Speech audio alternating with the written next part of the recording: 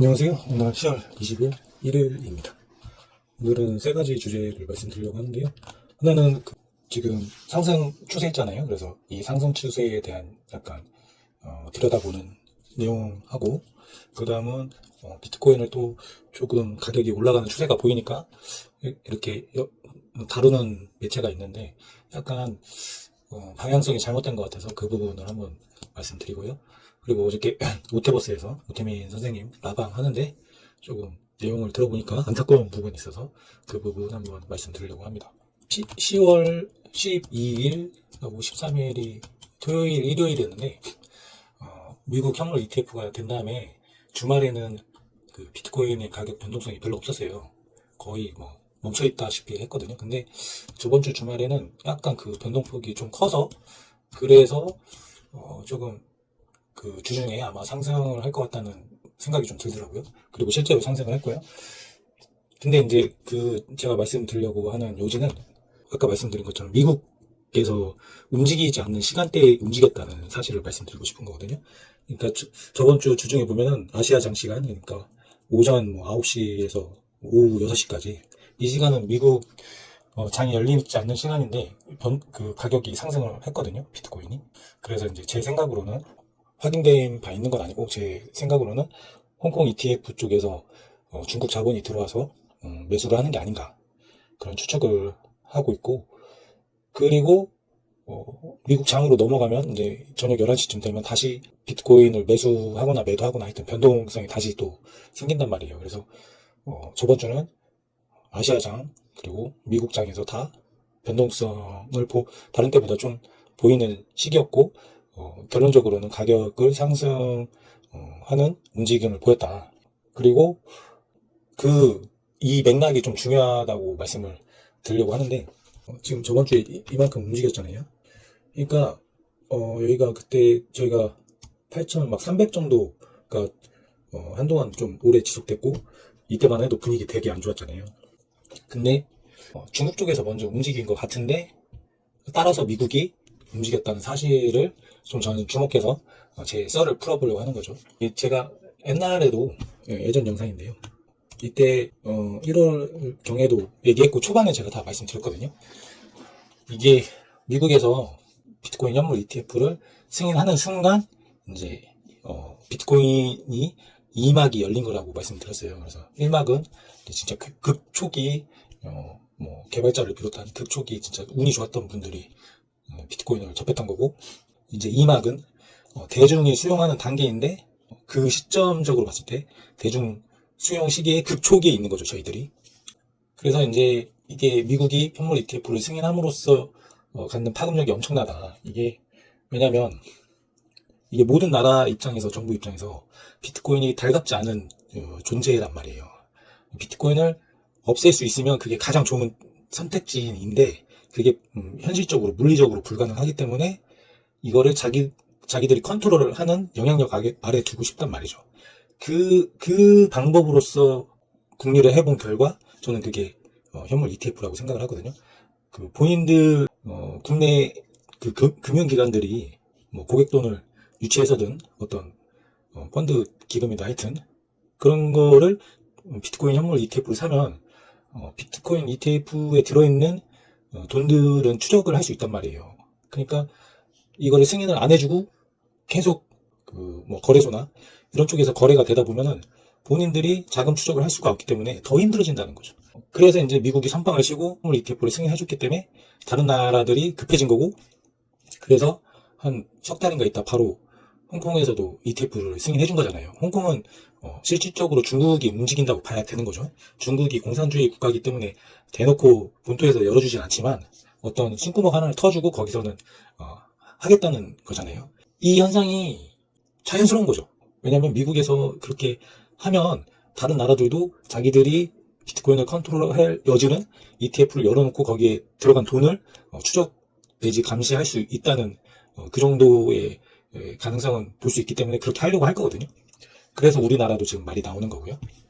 그래서 저번 주 주말에 변동성을 보였던 이유는 중국에서 경기부양책을 발표했고, 그로 인해서 아시아장에 좀 자본 유입이 되는 시점이었는데 미국의 뭐 투자자나 기관 투자자나 이런 사람들이 매수 시기를 보고 있다가 중국에서 먼저 자금이 유입되면서 비트코인 가격이 아시아장 시간대에 올라갔기 때문에 중국에서 계속 돈 들어오면 미국에서는 나중에 더 비싼 값에 사야 될 거 아니에요. 그래서 약간 경쟁이 붙는 식으로 미국에서도 같이 사면서 좀 급격한 가격 상승을 보이지 않았나 이렇게 제가 추정을 하는 거죠. 그리고 이제 우리나라가 법인 계좌를 현물 ETF 살 수 있게 열어주는 것 같은 거를 이제 논의를 하고 있나 봐요. 이게 이제 법인만 열어줄지 개인들한테 열어줄지도 모르겠지만 일단 우리나라 그 관료 엘리트 층도 이해는 하고 있겠죠. 미국 SEC하고 면담도 했고 이복현 금감원장도 말하는 거 들어보면 굉장히 똑똑해요, 그 사람이. 근데 이렇게 똑똑한 사람들이 비트코인이 못 막는구나, 못 막았을 때 우리가 현물 ETF로 해서 어느 정도 컨트롤 할 수 있겠구나 이런 생각이 들면 하려고 하겠죠. 근데 우리나라도 이거를 컨트롤 하려고 하면 열어주려고 할 거예요. 그 뭐 우리나라 뭐 삼성증권이나 미래에셋이나 이런 데서 상품을 출시해서 거기에 사람들 돈이 들어가면 그거는 좀 추적이나 이런 게 용이할 거 아니에요. 그래서 이게 제 말의 요지는 비트코인 현물 ETF는 경쟁적으로 정부에서 수용을 하려고 하고 그만큼 수요가 있기 때문에 또 그 비트코인을 살려고 하는 개인이나 법인의 수요가 있기 때문에 돈이 실제로도 들어가고, 아까 앞에서 말씀드린 것처럼 매수 시점을 보는 어떤 서로 다른 나라, 미국에서 저가에 살려고 대기 타고 있는데 중국에서 먼저 매수를 들어오면 미국에서도 들어오고 한국에서도 들어오고 이런 사태가 벌어질 수가 있다는 거죠. 이게 이제 앞으로의 계속 펼쳐질 시나리오예요. 여기서 더 많은 자금이 들어오면 다른 더 큰 자본을 갖고 있는 기관에서도 우리가 더 늦게 사면 오히려 손해겠구나 하고 더 많은 자금이 또 경쟁적으로 이렇게 계속 들어올 수 있다는 말씀을 먼저 드리고요. 그래서 이제 1파트 제가 말씀드리고 싶었던 내용 1파트는 정리를 그렇게 하고요. 이제 그러니까 미국에서 현물 ETF를 쓰는 순간 운명이 달라졌다고 저는 말을 했거든요. 제 주변 분들한테. 비트코인을 지금 소유하고 앞으로도 계속 소유할 분들하고 비트코인을 가지고 있지 않는 사람들하고는 아예 운명이 달라졌다고까지 저는 표현을 했어요. 그냥 아예 그냥 나눠진 거예요. 그냥 그렇게 다른 유튜버 보면 뭐 신분 제도처럼 그게 나뉠 거라고도 이렇게 말하는데 저도 일부 공감하는 바가 있어요. 왜냐면 이게 비트코인이 여러분이 생각하는 만큼 가격이 올라가고 끝날 게 아니거든요. 그러니까 지금 현재 단위로 보는 법정화폐 단위로 여러분이 생각하는 뭐 3, 4억 가구 말고 이 정도로 끝나는 수준의 그 가치물이 아니에요. 그래서 저도 일부 공감하고 아무튼 앞으로 ETF에 그 경쟁적 그 매수 자금이 들어오면 볼만할 거다. 가격 상승이 그런 면이 있다. 이렇게 한번 말씀을 드리고요. 그리고 이제 이렇게 상승이 좀 나올 때면 이제 다른 매체에서도 많이 다루거든요. 이렇게 보면은 이분께서 아주 해맑게 웃고 계시죠. 근데 코인을 법정화폐로 교환하지 않으면 아무 의미 없어요. 이게 지금도 우리가 생각하는 사고의 틀이 딱 이만큼이죠. 이제 뭐 코인을 대명사로 쓰면 이제 비트코인이 되겠죠. 비트코인을 법정화폐로 교환하지 않으면 아무 의미도 없을 거라는 게 지금 정말 뭐 대다수의 그 공감대가 형성되어 있어요. 그리고 비트코인을 이해한 사람 일부만 아니 그렇지 않을걸? 물론 지금 원화를 쓰기 때문에 저희가 필요한 돈은 비트코인을 좀 매도하고 쓸 수 있겠지만 그분들의 사고는 달라요. 그분들은 원화나 달러를 비트코인으로 바꾸는 게 주 목적이지 비트코인을 팔아서 원화나 달러를 갖는 게 목적이 아니에요. 목적이 아예 달라요. 그래서 알트코인 하시는 분들도 좀 잘 생각을 해보셔야 돼요.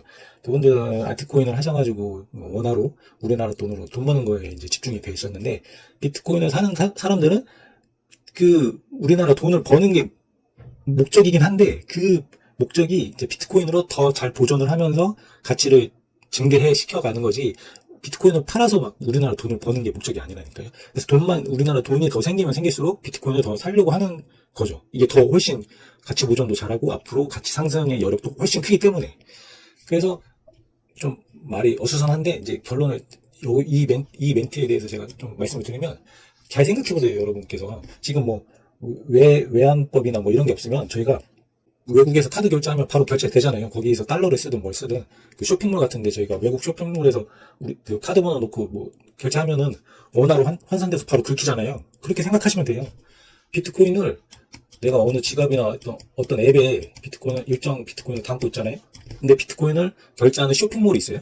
그 쇼핑몰에서 그냥 내가 그 원화 단위로 있어도, 거기 5만 원 단위로 있어도 내가 그냥 긁으면 비트코인으로 차감돼서 그냥 바로 나가는 거죠. 그거는 그냥 비트코인 그대로 소유하고 있으면 돼요. 여러분이 우리나라 돈 그대로 소유하고 있으면서 달러로 결제할 수 있는 것처럼 똑같은 거죠. 환율만 적용해주면 되기 때문에, 교환비만 적용해주는 거기 때문에 그런 기술이 없는 것도 아니고, 이게 점차 보편화되면 그냥 자연스럽게 생길 현상인데, 안타깝게도 이제 비트코인을 이해한 입장에서는 좋은 현상이죠. 아직도 이렇게 생각하는 분들이 많은 건 얼마나 기회가 많다는 얘기예요. 그래서 여기서도 좀 들어보면 막 기술 얘기 나오고 그런 것 같아서, 저도 처음에는 비트코인을 알아보려고 했을 때 블록체인에 굉장히 언론이 집중돼 있기 때문에 이게 대체 뭔가, 그거를 초점을 맞춰서 여러분이 비트코인을 이해하려고 하면 굉장히 이해도 안 되고 쉽게 포기하게 돼요. 그래서 저도 오태민 선생님 영상을 추천하는 이유가 인문학적으로 그 비트코인에 대해서 잘 설명을 하고 있고, 무엇보다 이제 말투도 재밌게 설명을 하시기 때문에 좀 보면 굉장히 비트코인을 접근하고 이해하는데 도움이 된다. 그래서 설명을 드린 거고, 기술적으로 막 그 블록 사이즈 뭐 어쩌고 막 핵심 그런 거 막 보려면은 참고하시는 게 좋긴 해요. 사토시의 서라고 보면은 거기에 기술적인 내용들이 언급되어 있는데, 이해하면 내가 더 비트코인에 대한 확신이 생길 수 있기 때문에 이해를 하시면 좋대. 그거는 좀 나중에 비트코인에 대한 그 어떤 통찰력 같은 걸 먼저 접하신 이후에 기술적인 접근 이해를 하시는 게 좋지, 먼저 기술적 이해부터 하려고 하면 조금 어려울 수 있겠다, 그런 생각이 들어서 한번 말씀을 드리고요. 이게 맥락이 조금 다를 수는 있는데, 그래도 한번 제가 그냥 말씀을 드리려고 하는데, 지금 테슬라가 굉장히 유명하잖아요. 앞으로 굉장히 성장 산업으로도 보고, 테슬라는 단순히 전기 자동차가 아니라 자율주행 데이터를 가지고 있기 때문에 앞으로 굉장히 구글, 애플 이런 데보다 더 큰 성장을 이뤄낼 기업이라고 생각하고, 실제로 우리나라 사람들 많은 수가 이제 테슬라를 투자하고 있잖아요. 근데 이 테슬라가 정말 그렇게 뛰어난 기업이냐? 뛰어난 기업이 맞죠. 근데 제가 설명을 드리고 싶은 거는, 아무리 뛰어난 기술이고 아이디어고 실현 가능하더라도 그게 어느 시기에 대중들이나 사회에 이렇게 수용이 되는가도 굉장히 중요해요. 자율주행하고 그 전기차 기술이 없었던 게 아니거든요.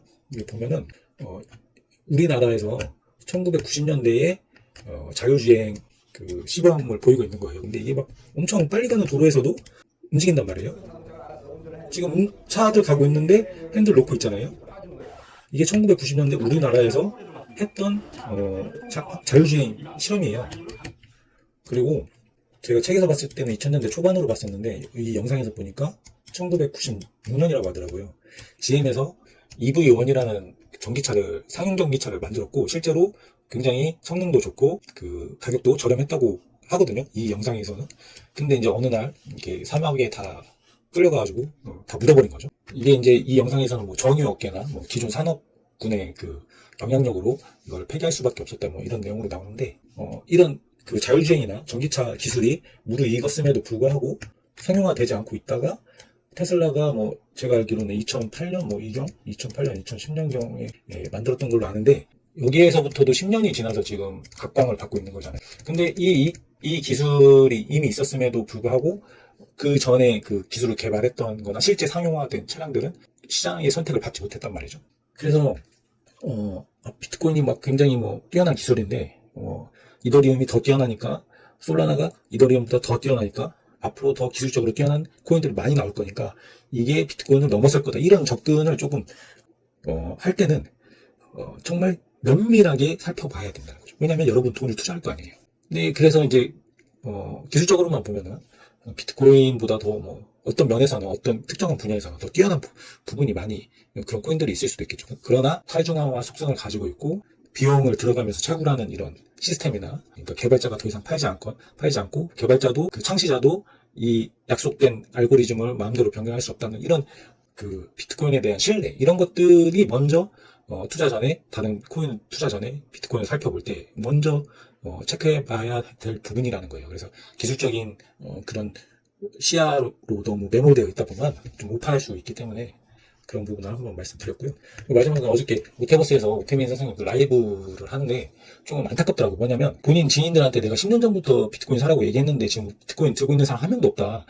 비트코인 내가 미용실 원장님을 한 달마다 한 번씩 보는데 우리 아버님보다 더 자주 보는 사람인데 그분이 비트코인을 뭐 300만 원어치, 알트코인을 2천만 원어치 갖고 있다. 아무튼 그런 상황이다. 내가 근데 얼마나 그 현실적으로 봤을 때 내가 이거 비트코인 좋다 아무리 얘기해봐도 주변에서 이렇게 사지 않는 걸 내가 너무나 잘 알고 있는데 더 이상 이게 비트코인을 내가 일반 대중들한테 좋다고 얘기할 수가 없겠다. 뭐 이런 취지로 얘기하시면서 뭐 비트모빅을 이렇게 개발한 거에 대해서 당위성을 설명하시는 것 같더라고요.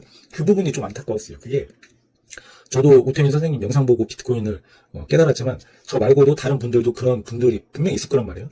그런 분들이 많을 거고 그런 분들 중에 저 같은 사람은 또 그 오태민 선생님의 지식과 제가 가지고 있던 원래 지식을 이렇게 조합해가면서 비트코인에 대한 어떤 지식을 재생산해내고 엄청난 영향력을 끼쳐가는 중인데 본인 지인들이 비트코인을 사지 않고 샀더라도 계속적으로 보유하지 않았다는 그 실망감이 본인의 영향력을 너무 과소평가하는 게 아닌가 그런 조금 안타까운 마음이 들더라고요. 네, 그래서 오늘 영상을 한번 다 정리를 하자면 이제 앞으로 우리나라에서도 ETF를 열어줄 것으로 보이고 이게 ETF를 승인하는 것처럼 미국이 승인하면 중국이 승인하고 중국이 승인하면 우리나라가 승인하는 것처럼 이 내수 자금들도 경쟁적으로 들어올 걸로 예상이 된다.